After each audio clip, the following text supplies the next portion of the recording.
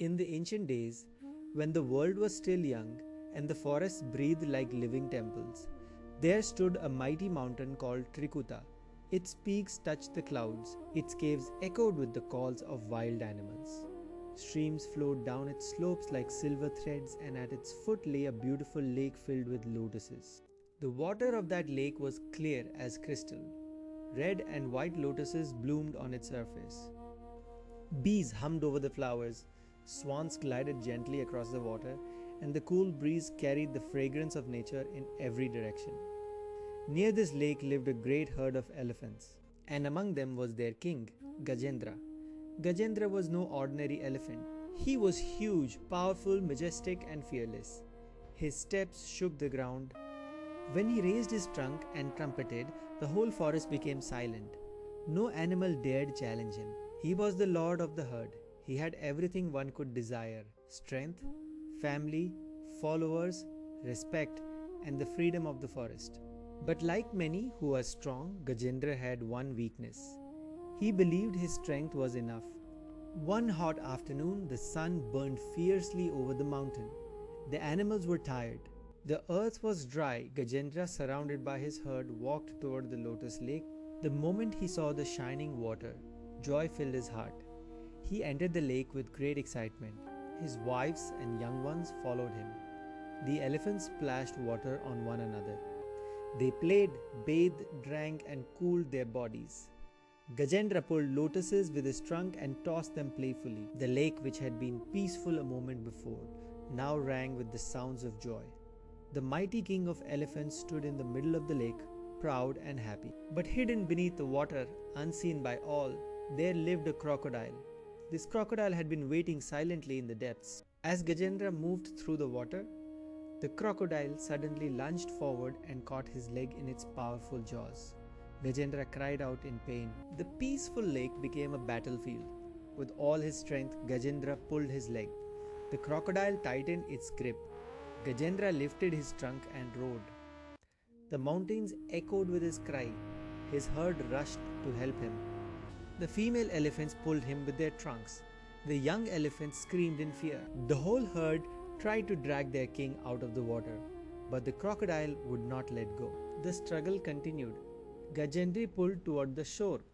The crocodile pulled toward the deep water. At first, Gajendra was confident. I am the king of elephants, he thought.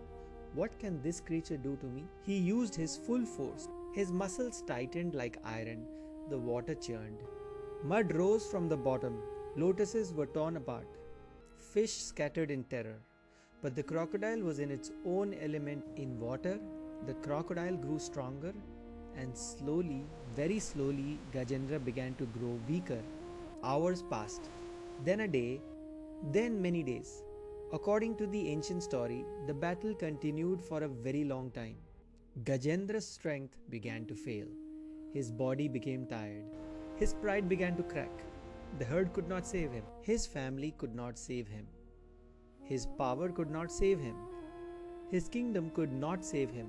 One by one, the elephants stepped back helplessly. They loved him, but they could not free him. They cried, but their cries could not break the crocodile's jaws. Gajendra looked at them.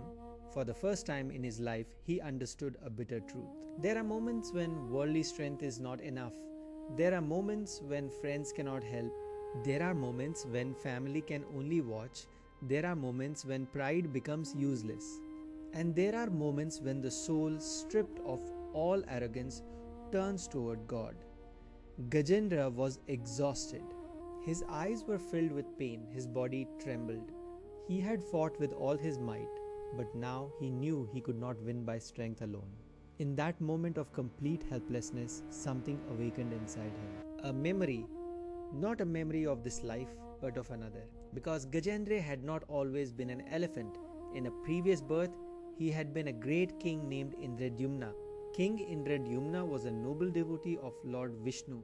He had ruled his kingdom with righteousness, but eventually he had renounced royal life and gone to the forest for deep meditation. One day, while he was absorbed in meditation, the sage Agastya came to visit him. The king, lost in worship, did not rise to welcome the sage. Agastya felt insulted. Seeing the king sitting silently like an animal, the sage cursed him. Since you behave without awareness, may you be born as an elephant.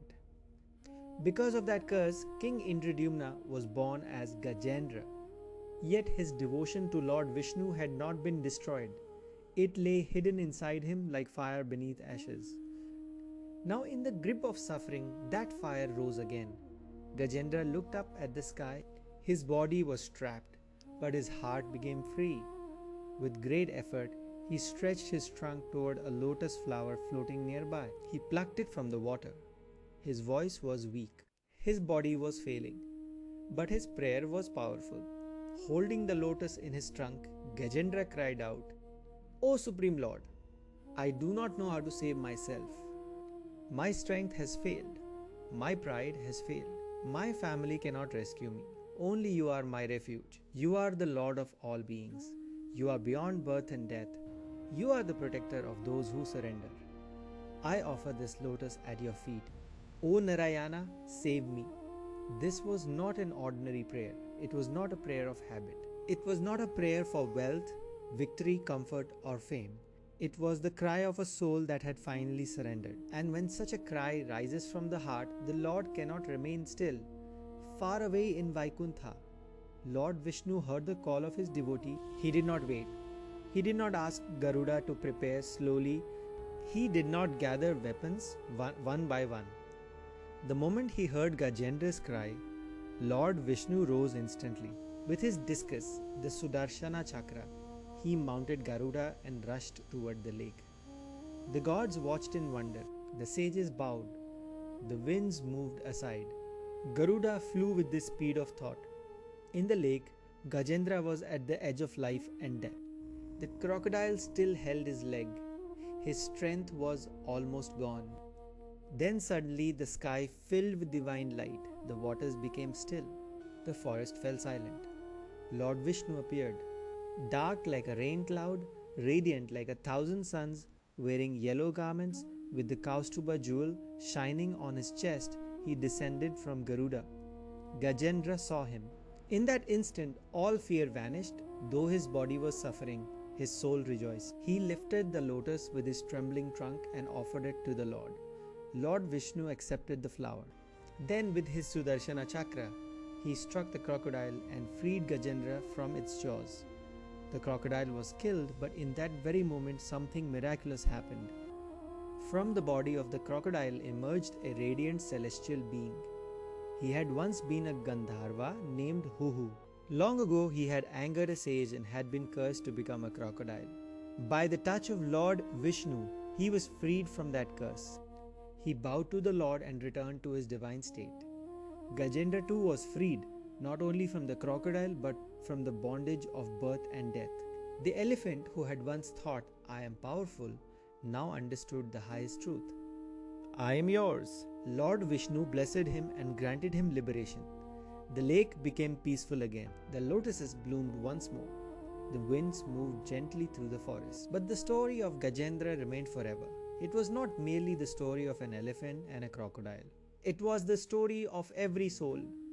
Gajendra represents the individual being strong, proud, busy with family, status, pleasure, and the world. The lake represents life, beautiful, inviting, and full of enjoyment. The crocodile represents attachment, ego, karma, suffering, and time itself. It catches us when we least expect it. At first, we fight with our own strength. We think our body will save us, our wealth will save us, our family will save us, our intelligence will save us. But sooner or later, every person faces a struggle where human power reaches its limit. That moment is frightening, but it can also become sacred. Because when pride falls, prayer rises. When false strength breaks, true surrender begins. Gajendra was saved not because he was an elephant king. He was saved because he surrendered completely. His prayer was not polished. His situation was not peaceful. He did not sit in a temple. He did not perform a grand ritual. He was trapped, wounded, exhausted, and desperate. Yet God came. This is the heart of Gajendra Moksha. The Lord does not look at the place, He looks at the heart. He does not measure the beauty of the words, He hears the sincerity behind them. He does not delay when a devotee calls with complete surrender.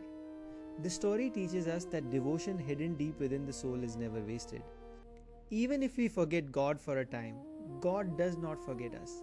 Even if we are caught in the waters of life, even if the crocodile of suffering pulls us down, one sincere call can change everything. So when life becomes heavy, remember Gajendra. When your strength is failing, remember Gajendra. When no one seems able to help, remember Gajendra. Lift the lotus of your heart and call out, O Narayana, I am yours. Protect me. And the Lord who rushed to save Gajendra will also hear the cry of your soul. Moral: true strength is not pride. True strength is surrender. When all worldly support fails, the one who takes refuge in God is never abandoned.